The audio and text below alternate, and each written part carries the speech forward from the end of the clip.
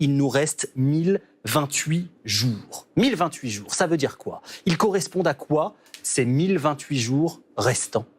Il y a un consensus scientifique sur le fait que notre budget carbone pour les 2 degrés arrive à expiration, qu'il arrive beaucoup plus vite que ce qu'on pensait.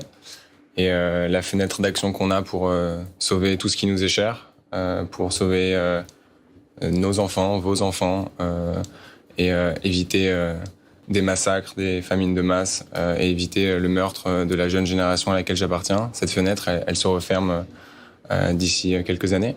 Et on a pris du coup le chiffre 2028 jours parce que ça nous paraissait être quelque chose, une image qui donne à voir aux gens le fait que chaque journée qui passe est une journée perdue.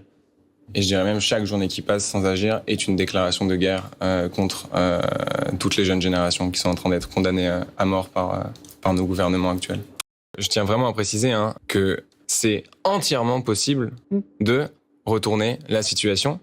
Ce qu'on a à faire est absolument unique dans l'histoire de l'humanité.